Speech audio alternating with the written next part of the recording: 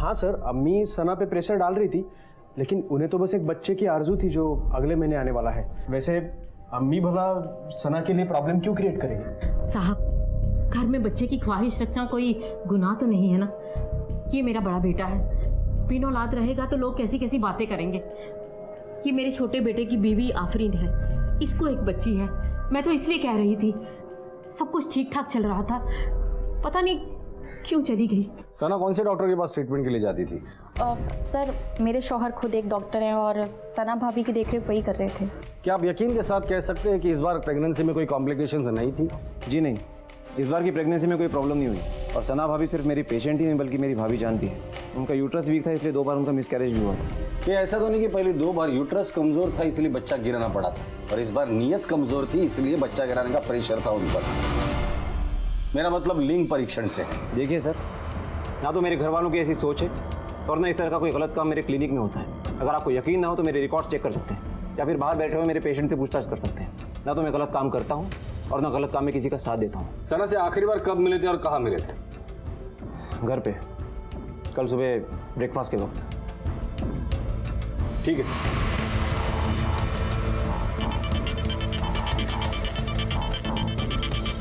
Hello, क्या? मैं आता हूँ। कोई है? किसने बांधा है मुझे यहाँ? खोलो मुझे, कोई है इधर? कोई है? तू? जब भी कोई औरत गर्भवती होती है तो उसे एक एक कदम संभल कर चलना होता है, क्योंकि अगर उसे जरा सी भी तकलीफ होगी तो उसका सीधा असर उसके होने वाले बच्चे पर पड़ सकता है। तो ऐसे में प्रेग्नेंट सना को अगवा करके कौन उसके साथ इतनी बेरहमी से पेश आ रहा था? सना के परिवार में से अब तक किसी को भी फिरौती के लिए कोई कॉल नहीं आया था। तो क्या इस किडनैपिंग के पीछे का मकसद कुछ और ही था? सना के कॉल रिकॉर्ड। सर, सना की सास के मुताबिक सना दोपहर 2 बजे घर से निकली थी ज्वेलर की दुकान जाने के लिए। और सना के कॉल रिकॉर्ड्स के मुताबिक जैसे ही वो घर से निकली, उसने अपने देवर एजाज को फ़ोन किया था। एक बार नहीं, कई बार। उसका फ़ोन शाम 5 बजे स्विच ऑफ हुआ। इंपॉर्टेंट बात यह है कि उसका फ़ोन जहाँ स्विच ऑफ हुआ, उसकी मोबाइल की लोकेशन एजाज के क्लिनिक के आसपास की ही थी। सर, सना के कॉल रिकॉर्ड से ये भी पता चला कि उसके और एजाज के बीच अक्सर बातें हुआ करती थी। नेगी, ये फैमिली जितनी दिखती है उतनी सीधी है नहीं। एक ही घर में रहते हुए भाभी और देवर के बीच इतनी सारी बातें, वो भी फोन पर, क्यों?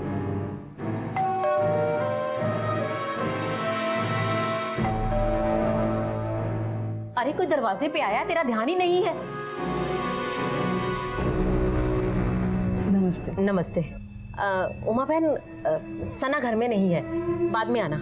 कब तक आ जाएगी? जैसे आ जाएगी मैं बुला लूंगी। ठीक है जी, नमस्ते। नमस्ते।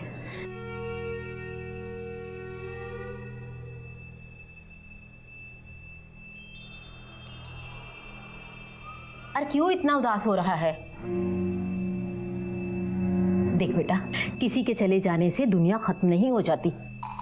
चिंता मत कर, खालिद भाई साहब अभी भी अपनी बेटी का निकाह तेरे साथ करने के लिए तैयार है। तू जब हाँ करेगा मैं तेरा दूसरा निकाह पढ़वा दूंगी। अल्लाह के लिए शर्म कीजिए अम्मी, प्लीज। सना गायब है और अब ऐसे सोच भी कैसे सकती है? अरे इसमें सोचने वाली कौन सी बात है? क्या मैं नहीं जानती कि तू सना से खुश नहीं था? और मुझे पता है तू रात रात भर किससे बातें किया करता था। देख बेटा, शौहर के कदम तभी लड़खड़ाते हैं जब उनका बीवियों से मन उब जाता है, उनके रिश्तों में खटास आ जाती है, प्यार नहीं रहता। पहले एजाज को कांटेक्ट किया था। और हाँ, सना किसी ज्वेलर के पास नहीं गई थी बल्कि एजाज के नर्सिंग होम में गई थी। कॉल रिकॉर्ड के हिसाब से सना के मोबाइल की आखिरी लोकेशन एजाज के नर्सिंग होम के आसपास थी। आफरीन, हम लोग हमारा काम ही कर रहे हैं।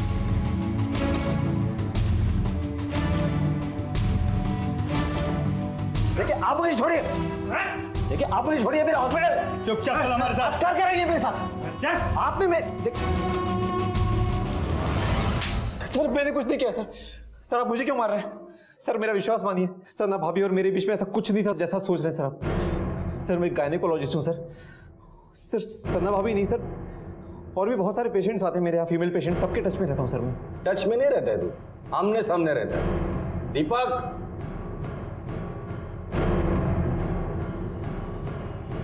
अरे सना मैम, संभाल कर। तेरे नर्सिंग होम का सीसीटीवी फुटेज है। जब तेरा बयान लिया था तब तूने कहा था कि सना को तो आखिरी बार तेरे घर पर मिला था। तो ये क्या है? सना तुझसे मिलने तेरे क्लिनिक में भी आई। बोलेगा या और मार खाएगा? सर आई थी वो मेरे क्लिनिक पे सर, हमारी लड़ाई भी हुई थी सर, लेकिन उसके बाद वो चली गई थी सर। आप चाहे तो वहाँ के दूसरे लोगों से पूछ सकते सर। क्या करना है और क्या नहीं करना है वो हम तय करेंगे। तू सिर्फ इतना बता दे कि सना के साथ तेरा झगड़ा क्यों हुआ था। सर सना भाभी अपने होने वाले बच्चे को लेकर बहुत टेंशन में थी सर, क्योंकि अम्मी आए दिन कुछ ना कुछ उनको सुनाती रहती थी, इसलिए उन्होंने उस दिन सारा गुस्सा मुझ पर उतार दिया, वहाँ से चली गई। सर मुझे डर था कि डिप्रेशन में आके वो खुद के साथ कुछ कर ना बैठे सर, इसलिए उस दिन मैंने आपके साथ झूठ बोला सर। नर्सिंग होम के सीसीटीवी और वहाँ के लोगों से बात करने से पता चला कि सना वहाँ से अकेली गई थी और डॉक्टर एजाज आधी रात तक नर्सिंग होम में ही काम कर रहा था। पास में जो टैक्सी स्टैंड है वहाँ पता करो, शायद किसी ने कुछ देखा हो। नहीं सर, वहाँ भी पूछताछ कर ली, लेकिन नर्सिंग होम होने की वजह से वहाँ बहुत सारी प्रेग्नेंट औरतें आती हैं, तो कुछ पक्का पता नहीं चल सका। नेगी, इस सना का 2 बार मिसकैरेज होने के बाद वो 8 महीने की प्रेग्नेंट थी और गायब हो गई। मुझे लगता है इस फैमिली को अच्छे से टटोलना होगा। हमारे सारे सवालों के जवाब वहीं से मिलेंगे हमें। जी सर। हेलो, शर्म नहीं आई? क्या चल रहा था तुम दोनों के बीच बता। अरे अपनी भाभी के साथ तूने। छोड़ इसे। शर्म तो मुझे आ रही है कि मेरी कोख ने इसको जन्म दिया। सच सच बताइए आप, भाभी के और आपके बीच में क्या चल रहा था? अरे मेरे पीठ पीछे ये सब कर रहा था तू? भाई कहलाने लायक कि नहीं है तू? हाथ हटाइए भाईजान। छोड़ो तुम दोनों, जिसकी वजह से तुम दोनों लड़ रहे हो ना, वो तो घर में है नहीं। एक बार उसे घर पे आने दो, मैं क्या हाल करती हूँ उसका।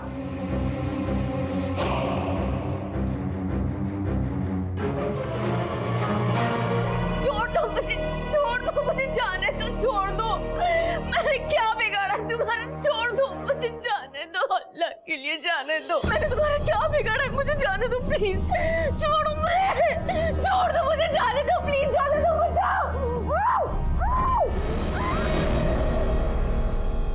सर, सभी के कॉल रिकॉर्ड्स को चेक किया। सना की सास सलमा और उसकी देवरानी आफरीन के खिलाफ कुछ नहीं मिला, लेकिन उसका पति फरहान, लगता है वो उसकी बॉस नेहा का काफी करीबी है। दोनों के बीच लेट नाइट तक फोन पे मैसेजेस और बातें हुआ करती हैं। और पिछले महीने में फरहान की मोबाइल की लोकेशन नेहा के घर के आसपास 5 से 6 बार थी। हो सकता है फरहान के अफेयर के बारे में पता चलने के बाद ये सना खुद घर छोड़कर कहीं चली गई होगी, या फिर फरहान को अपने छोटे भाई और सना के नजदीकी के बारे में पता चल गया होगा और इस नेहा के चक्कर में उसने उसे गायब कर दिया होगा। स्टाफ से पूछताछ करो कि फरहान और नेहा के बीच क्या चल रहा था।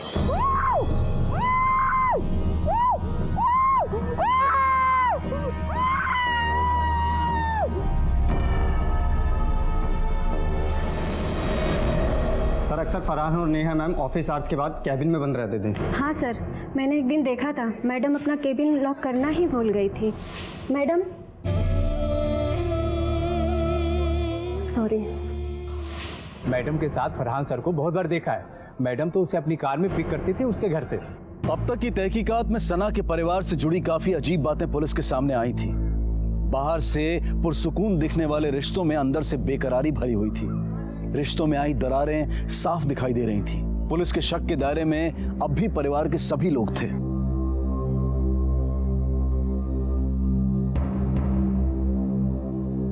लेकिन सवाल यह था कि लाचार और बेबस प्रेग्नेंट सना पर यह जुल्म क्यों उठाए जा रहे थे? आखिर सना के साथ क्या होने वाला था? फरहान के ऑफिस एम्प्लॉय से ये बात कंफर्म हुई है कि फरहान और नेहा के बीच एक्स्ट्रा मैरिटल अफेयर है।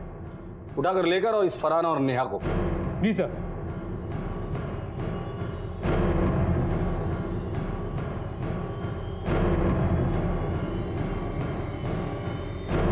आज हमारी गाड़ी में बैठो। चल ले चलो इसे। कहाँ लेके जा रहे हो? चला। क्यों लेके?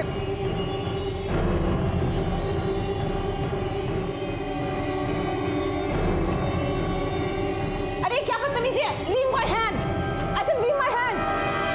कब से चल रहा है ये सब? 6 महीने से। हम दोनों अपने अपने फायदे के लिए इस रिलेशनशिप में थे। मुझे पैसे और प्रमोशन की जरूरत थी और नेहा को किसी मर्द का साथ। तुम बस मुझे ऐसे ही खुश करते रहो और तुम्हारी प्रमोशन होती रहेगी, ठीक है? ये हम दोनों का म्यूचुअल डिसीजन था। हम दोनों को इससे कोई प्रॉब्लम नहीं थी और मैंने उसके साथ कोई जबरदस्ती नहीं की थी। नहीं सर, मैंने नेहा से कभी प्यार नहीं किया। ये जो सब था वो सिर्फ काम के लिए था। मैंने सिर्फ और सिर्फ अपनी बीवी सना से प्यार किया है सर, और हमेशा करता रहूंगा। अगर तुम इसे प्यार कहते हो तो फिर धोखा किसे कहते हैं? ओ प्लीज इंस्पेक्टर, मैंने कोई क्राइम नहीं किया। जो कुछ भी हुआ हम दोनों की रजामंदी से हुआ। उसे जो चाहिए था उसे मिला और मुझे जो चाहिए था मुझे। और हाँ, बाद में मैं उससे प्यार भी करने लगी थी। तो कहीं इस नाजायज रिश्ते को जायज बनाने के लिए तुम दोनों ने ही सना को गायब तो नहीं किया? फर्स्ट ऑफ ऑल मैंने ऐसा कुछ नहीं किया, और secondly it was just a feeling. नहीं सर, सना माँ बनने वाली थी। मैं भला उसके साथ ऐसे क्यों करूंगा? मैं बताता हूँ, तुम्हारा नेहा के साथ अफेयर चल रहा था। नेहा एक कामयाब औरत थी और तुम्हें कामयाबी का बुखार चढ़ा हुआ। दूसरी बात, सना का और तुम्हारे भाई का अफेयर चल रहा था, ये बात तुम्हें शायद पता चल गई होगी और तुमने उसके साथ कुछ किया होगा। चल बता दे, कहाँ गायब किया सना को? यकीन मानिए सर, मुझे नहीं मालूम सना कहाँ पे। मैं मन ही मन बहुत शर्मिंदा हूँ सर। मुझसे बहुत बड़ा गुनाह हुआ है। मैं मुजरिम हूँ सर सना का। हेलो सर, यहाँ एक डेड बॉडी मिली है।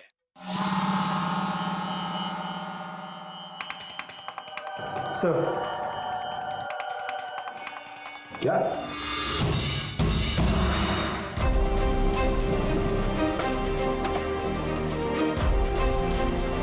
पीछे आइए, पीछे हो जाइए।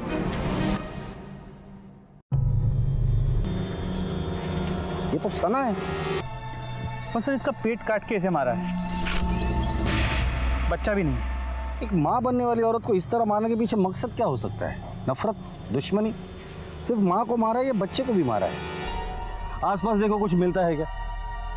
इसके घर वालों को इन्फॉर्म करो और बॉडी पोस्टमार्टम के लिए भेज दो। सर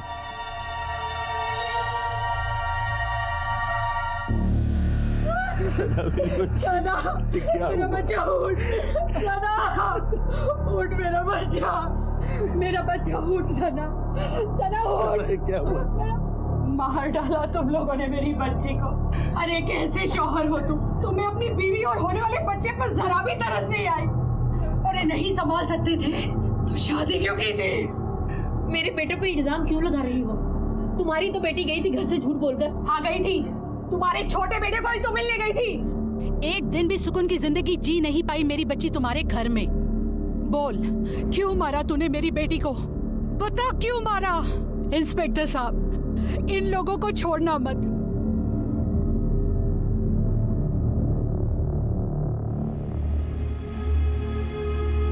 देखा, मैं कहता था ना कुछ नहीं होगा, और डॉक्टर ने भी कह दिया कि कोई कॉम्प्लिकेशन नहीं है। अब तो खुश हो ना? हाँ, मैंने तो उम्मीद ही छोड़ दी थी, लेकिन 12 साल बाद मेरी गोद भरी है। हाँ, ये सब ऊपर वाले की कृपा है। चलो मंदिर चलते हैं, भगवान के आशीर्वाद भी ले लेंगे।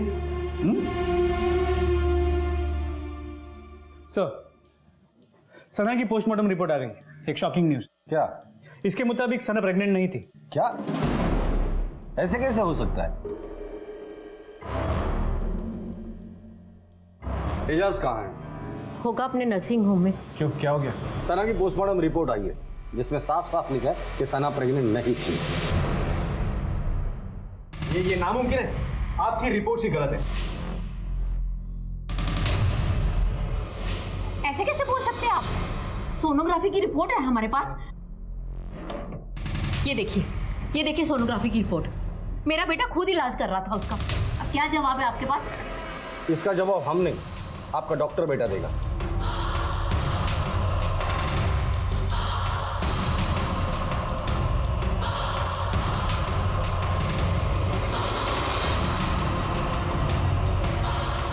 अरे सुनो। जी साहब।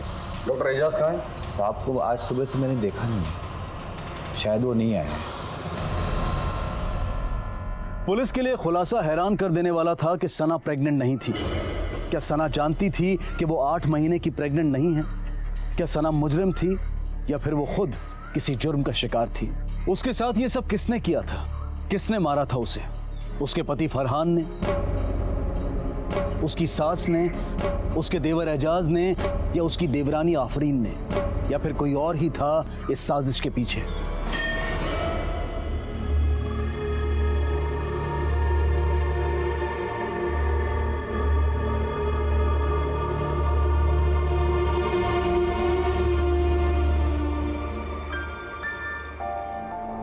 आफरीन, तुम्हें तो पता ही होगा कि एजाज कहाँ है। जी नहीं सर, मुझे नहीं पता। तो तुम्हें ये भी नहीं पता होगा कि सना प्रेग्नेंट नहीं थी।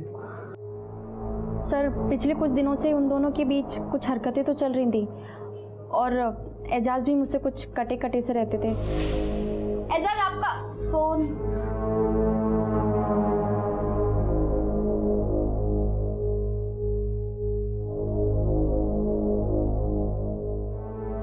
क्या हुआ? सब ठीक तो है ना? कुछ परेशान लग रहे हैं।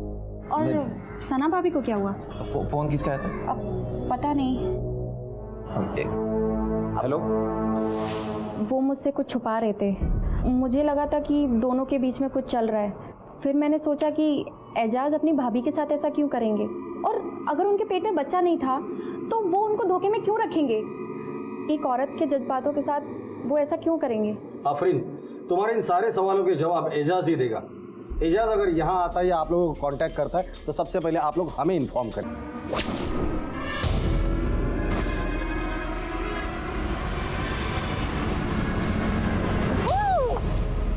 सना और एजाज के बीच उस दिन किस बात को लेकर झगड़ा हुआ होगा? अरे ये एजाज अचानक गायब कहाँ हो गया? नेगी, ये एजाज के नर्सिंग होम में जाकर उसके और पेशेंट के बारे में पता करो। कहीं सना की तरह किसी और पेशेंट को भी इसने फेक प्रेगनेंसी का झांसा न दिया। और हाँ, इस एजाज का मोबाइल नंबर और डेबिट कार्ड, क्रेडिट कार्ड सब ट्रैकिंग पे डाल दो। सर, अल्लाह का कहर पड़ेगा तुम लोगों पर। अरे एक दिन भी हमारी बेटी चैन की सांस नहीं ले पाई तुम्हारे घर में, और वो तुम्हारा बेटा एजाज, उसने तो हद कर दी। मेरी बेटी के साथ कितना बड़ा खिलवाड़ किया। उसे झूठ बोला कि वो माँ बनने वाली है, और जब उसका झूठ सामने आया तो मेरी बेटी को मार ही डाला उसने। कसूर मेरे बेटों का नहीं है, तेरी बेटी का कसूर है। मनहूस थी मनहूस, क्या खुशी दे पाई मेरे बेटे को? एक बच्चा तक तो दे नहीं पाई, बात करती है। अरे उसकी वजह से तो मेरे बेटे की नौकरी चली गई, और मेरा दूसरा बेचारा पता नहीं पुलिस से डरते हुए कहाँ ठोकरे खाते फिर रहा है। पता है, इनका बेटा हमारी बेटी को मार के भागा है। अगर मुजरिम ना होता तो आज सामने खड़ा होता ना। बहुत गलत किया आप लोगों ने हमारे बच्चे के साथ। बहुत पछताओगे आप लोग, एक एक खुशी के लिए तड़पोगे तुम लोग। उस दिन से हम तड़प ही रहे हैं जिस दिन तुम्हारी बेटी का निकाह मेरे बेटे के साथ हुआ था। अरे इतना शुक्र करो कि हमने तलाक नहीं दिया अभी तक। देखो कैसी बातें करिए सलील लोग। चलो, अरे जाओ जाओ, कहाँ से उठ के चले आते हैं भिखारी लोग। ये कहाँ लाए हो? मुझे कौन हो तुम? मैंने क्या बिगाड़ा है तुम्हारा? भगवान के लिए मुझे छोड़ दो, मुझे छोड़ दो। अरे कोई है क्या? सर, सना के बैंक से पता चला है उसने अगस्त में अपने 3 लाख की एफडी तोड़वाई, और वो पैसे उसने एजाज के अकाउंट में ट्रांसफर किए। उसी दिन एजाज ने 1 लाख रुपए बिरजू के अकाउंट में ट्रांसफर किए, और उसके बाद सितंबर और अक्टूबर में 50-50 हज़ार रुपए बिरजू के अकाउंट में ट्रांसफर किए गए। ये बिरजू कौन है? एजाज के नर्सिंग होम का वार्ड बॉय। Ward boy? ये तो पता नहीं साहब, पर बड़ी बात हुई थी। साहब को आज सुबह से मैंने देखा नहीं है। तो वार्ड बॉय के साथ मिलकर ये एजाज क्या खेल खेल रहा है? उठाकर लेकर आओ इस बिरजू को। सर,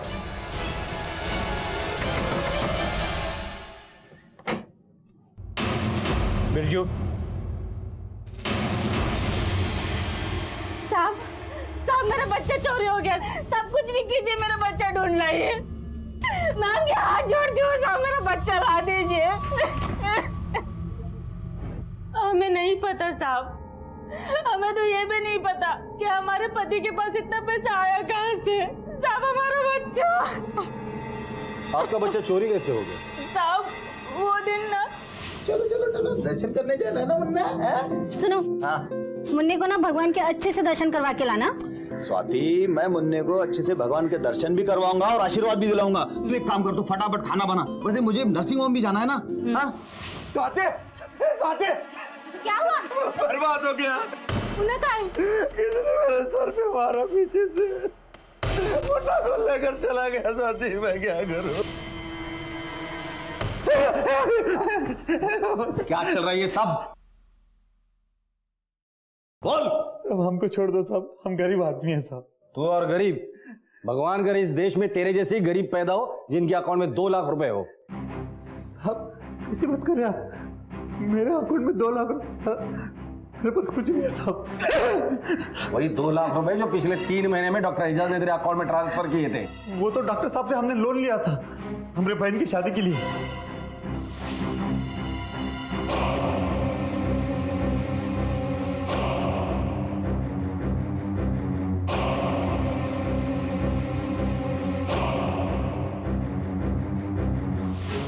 हो गई शादी? हाँ साहब, हो गई। फिर ये 3 लाख रुपए तेरे पास कहाँ से आए? साहब ये पैसा मेरा नहीं है साहब, हमें नहीं मालूम साहब। ये पैसे हमें तेरे घर से मिले थे। मानो साहब, सब खाते बोलते ये हमारा पैसा नहीं है साहब, ये पैसा हमारा नहीं है। तेरे बच्चे को किसी ने किडनैप नहीं किया था, बल्कि तूने बेचा था। अरे सर कैसी बात कर रहे हैं सर आप? कोई बाप अपने बेटे को बेचेगा क्या सर? चेतन,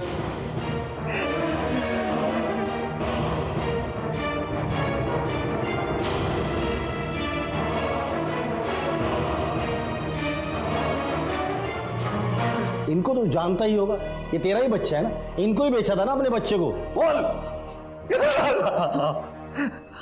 तेरे कॉल रिकॉर्ड की वजह से हम लोग इन तक पहुंचे हैं। तेरे जैसा बाप हो ना तो अपने बच्चे के साथ कुछ भी कर सकता है। और आप लोग भी, आप लोगों ने ये जो कुछ भी किया है ना, वो गलत भी है और इलीगल भी है। अब चाहे तो बच्चा अडॉप्ट कर सकती थी। अब तू मुंह खोलेगा?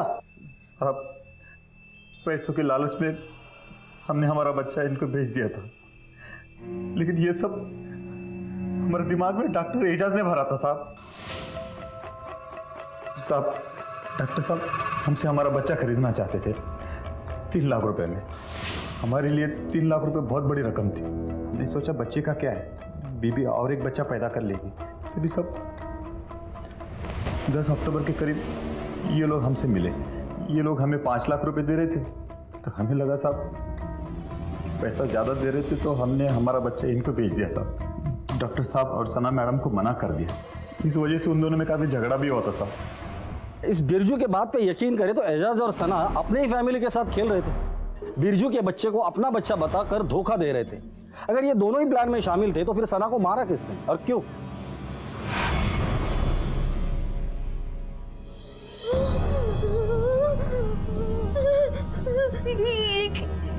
क्या किया है तूने?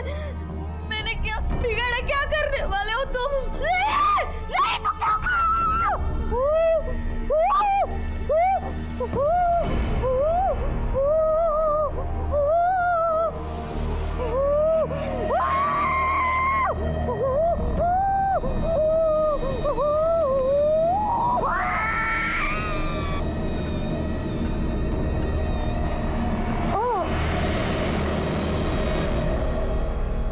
इस एजाज का मिलना बहुत जरूरी है। समझ में नहीं आ रहा ये सब करने के पीछे उसका मकसद क्या है। एजाज के जितने भी फैमिली मेंबर्स हैं सबके मोबाइल नंबर ट्रैकिंग पे डाल दो, खबरियों को काम पर लगा दो, और एजाज के मोबाइल पे या बैंक अकाउंट में कुछ भी हरकत होती है तो सबसे पहले मुझे इन्फॉर्म करो। सर हेलो सर, शिव मंदिर वाले रोड के पास एक लाश मिली है। ठीक है, हम अभी आते हैं। आइए सर, मैंने ही आपको फ़ोन किया था।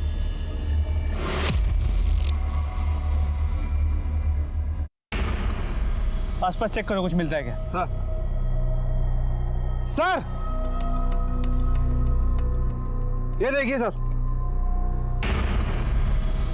इस औरत का भी पेट काट के मारा गया था। और अगर ये बच्चा इसी का है तो कोई प्रेग्नेंट औरतों को क्यों टारगेट कर रहा है? क्योंकि बहुत हो गया दरिंदगी का खेल, अब इस दरिंदे का शिकार करने का वक्त आ गया है। एक और तकरीबन 8 महीने की गर्भवती महिला कुसुम को मौत के घाट उतार दिया गया। आखिर कौन था जो गर्भवती महिलाओं को अपना निशाना बना रहा था, और इस सब के पीछे उसकी मंशा क्या थी? क्या ये सब एजाज कर रहा था?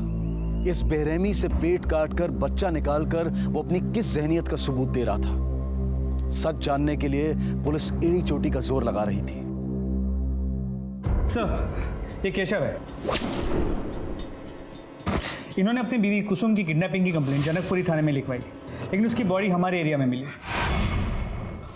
साहब मेरी बीवी को मार दिया साहब, मेरी बीवी को मार दिया साहब। देखिए हम लोग तहकीकात कर रहे हैं, कुछ पता चलेगा तो हम आपको बता देंगे। पोस्टमार्टम के बाद आप बॉडी लेकर जा सकते हैं। सर कहीं इन किलिंग्स में एजाज का हाथ तो नहीं?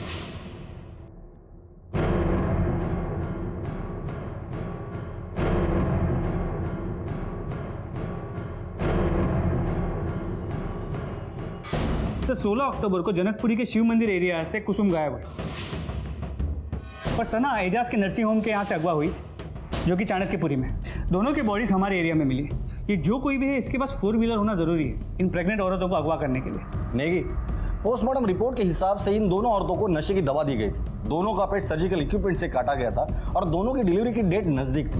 ये बात और है कि सना प्रेग्नेंट नहीं थी, लेकिन उसने प्रेगनेंसी का दिखावा किया था। सर ये दोनों केसेस सेम है, लेकिन बाकी सब कुछ अलग। डॉक्टर्स अलग, नर्सिंग होम अलग, जहाँ ये दोनों औरतें रहती हैं वो एरियाज भी अलग। हो सकता है कि अपराधी जो है इन दोनों को पर्सनली जानता हो। सर्जिकल इक्विपमेंट का इस्तेमाल किया गया था, इसका मतलब कोई तो मेडिकल प्रोफेशन का आदमी इसमें इन्वॉल्व है। ये डॉक्टर एजाज अभी भी गायब है ना? जी सर। सर डॉक्टर एजाज का क्रेडिट कार्ड होटल एलाइट में स्वाइप किया गया है।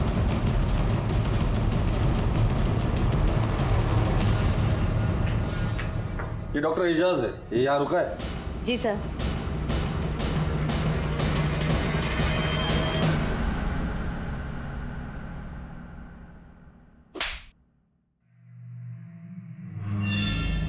इस बार अगर झूठ बोला ना तो सारी हड्डियां तोड़ के रख दूंगा। बोल। सर, सना भाभी के बार बार मिस कैरेजेस हो रहे थे और अम्मी ने उनकी जान ले रखी थी। इस बार जब सना भाभी का तीसरा महीना क्रॉस हुआ तो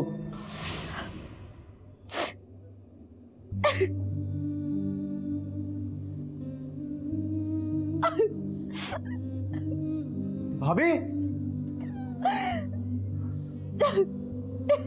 वो बच्चा सना भाभी की आखिरी उम्मीद था सर। अम्मी ने सना भाभी को कह दिया था कि अगर इस बार बच्चा नहीं हो गया तो वो भाईजान की दूसरी शादी करवा देंगे। एजाज, मेरी जिंदगी बर्बाद होने से बचा लो प्लीज, नहीं तो मेरा घर टूट जाएगा, मेरी गृहस्थी बर्बाद हो जाएगी। तुम प्लीज मेरी हेल्प करो, नहीं तो मैं खुद को कुछ कर लूंगी। अम्मी जान अडॉप्शन के बिल्कुल खिलाफ थी सर, और ये बात भाईजान और सना भाभी को अच्छी तरह से पता थी सर। अम्मी के दिमाग में वही सारी दकियानुसी बातें भरी हुई थी, अपना खून, अपना बच्चा।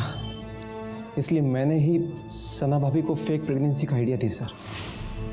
इत्तफाकन उसी दौरान मुझे पता चला कि हमारे वार्ड बॉय बिरजू की वाइफ माँ बनने वाली है। मैंने बिरजू से बात भी कर ली थी और वो तैयार भी हो चुका था सर। और ऐन वक्त पर बिरजू अपनी बात से मुकर गया सर। सना भाभी को जब ये बात पता चली तो वो सुनार के यहाँ जाने का बहाना करके घर से निकल के सीधे नर्सिंग होम आ गई मुझसे मिलने, और इसी बात पर हमारा झगड़ा हुआ सर उससे। मैं कुछ सुनना नहीं चाहती एजाज। तुमने मुझसे वादा किया था कि तुम मुझे बच्चा ला कर दोगे। मुझे कहीं से भी बच्चा ला के तो मुझे नहीं पता थी तुम्हारी जिम्मेदारी। तुमने वादा किया तो तुम्हें पूरा करना पड़ेगा। सना भाभी की बात भी सही थी सर, उनकी परेशानी सिर्फ मेरी वजह से थी। तो ये सब बातें तुमने पहले क्यों नहीं बताई हमें? सर, एक डॉक्टर होने के नाते ऐसा कोई भी इलीगल काम करने से मेरा लाइसेंस रद्द हो सकता था सर। मैं डर गया था सर। मैं जानता हूँ मुझसे गलती हो गई सर, लेकिन मेरी नीयत गलत नहीं थी। गलत काम गलत ही होते हैं, चाहे नीयत कितनी भी अच्छी हो। इसे जानते हो? नहीं सर।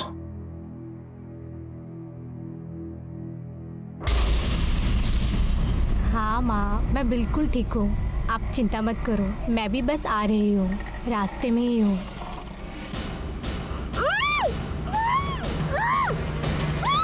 हेलो बेटा, हेलो, की होया पुत्र? अगर डॉक्टर एजाज नहीं तो कौन है? नेगी, इन दोनों केसेस से कड़ियों को हमें जोड़ना है। कुसुम और सना के फैमिली मेंबर से बात करके पता करो वो कौन लोग थे जिन्हें ये पता था कि ये दोनों 8 महीने की प्रेग्नेंट थी और डिलीवरी के नजदीक थी।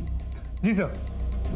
अब तक तो एजाज गायब था और शक की सुई उस पर ही टिकी हुई थी, लेकिन एजाज के मिल जाने के बाद भी पुलिस ये गुत्थी नहीं सुलझा पाई कि सना को किसने मारा और उस दूसरी औरत कुसुम को किसने मारा। पुलिस ने एक मुश्किल लेकिन पुख्ता तरकीब ढूंढ निकाली। ये पता किया गया कि गर्भवती महिलाओं के करीबी और दूर के लोगों में से कितने लोग ये जानते थे कि वो औरतें मां बनने वाली हैं। हर एक नाम को बारीकी से जांचा गया और आखिरकार उनके सामने वो नाम आ ही गया जो इन सब में कॉमन था। सर, इन दोनों केसेस में एक कॉमन नाम सामने आया, उमा देवी। ये इन दोनों के घर पे मालिश और देखभाल का काम करने जाती थी। एड्रेस पता कर लिया। मुझे जाने दो।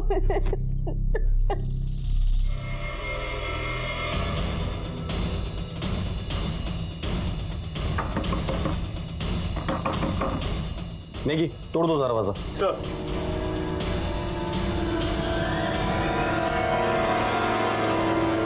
नमस्ते। सना घर में नहीं है, बाद में आना। कब तक आ जाएगी? उमा देवी, जी मैं ही हूँ।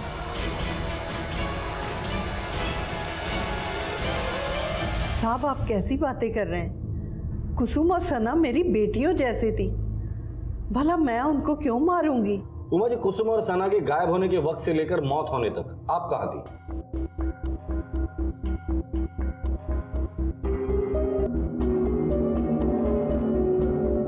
सर इन्हें देख के तो लगता नहीं कि ऐसा कुछ कर पाएंगे। सर एक और केस आया है सेम।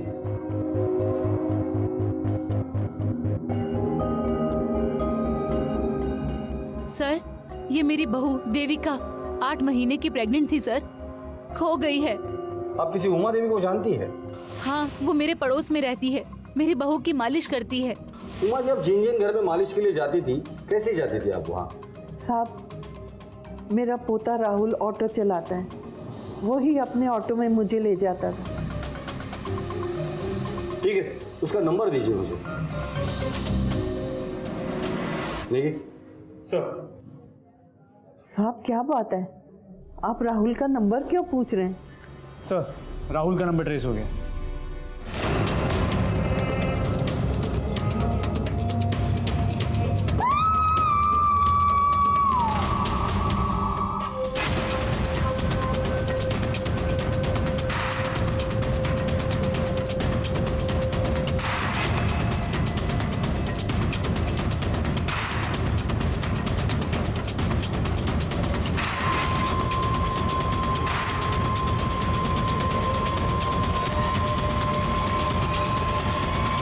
जाओ।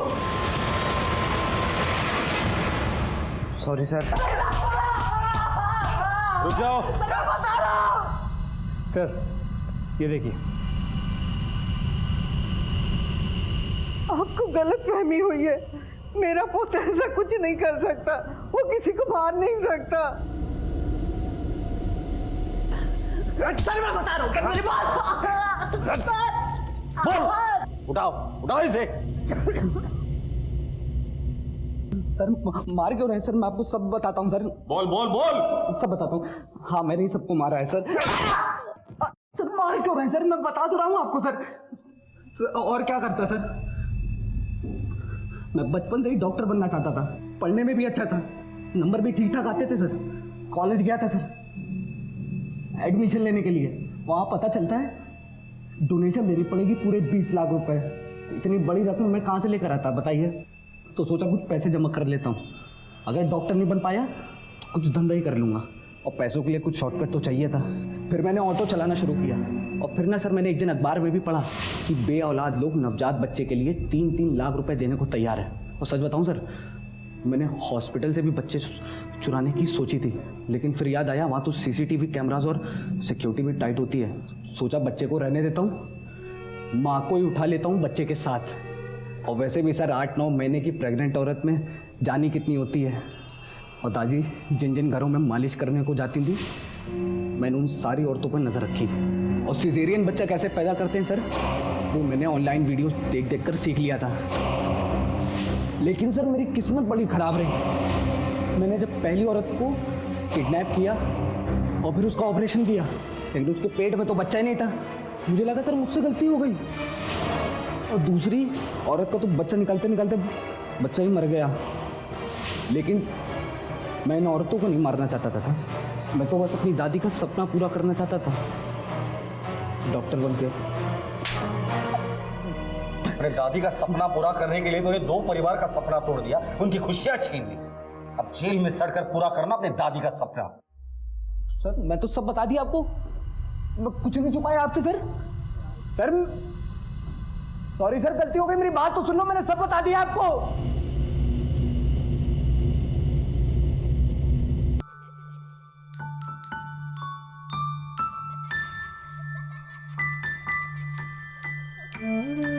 चाहतों के आसमान में उड़ने में कोई बुराई नहीं है, शर्त बस इतनी है कि पैर जमीन की सच्चाई को ना छोड़े, वरना इंसान मुंह के बल गिरता है। फरहान को ज्यादा पैसा और प्रमोशन चाहिए था और इसी वजह से उसने अपनी बॉस नेहा के साथ संबंध बनाए।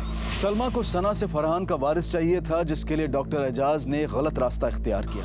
सना को अपनी शादी को बचाने के लिए बच्चा चाहिए था, इसलिए वो एजाज की बातों में आ गई। और राहुल को डॉक्टर बनने के लिए बहुत सारा पैसा चाहिए था, जिसके लिए उसने खौफनाक जुर्म का रास्ता चुना। लेकिन इन सब की चाहतों का अंत बुरा ही हुआ। जुर्म का रास्ता चुनने की बजाय अगर इंसान अपनी प्रतिभा पर भरोसा करे और कोशिश करता रहे तो वो जरूर कामयाब हो सकता है।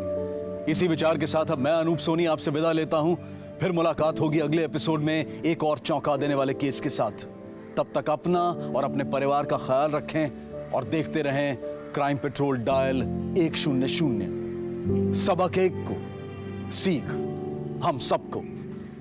जय हिंद।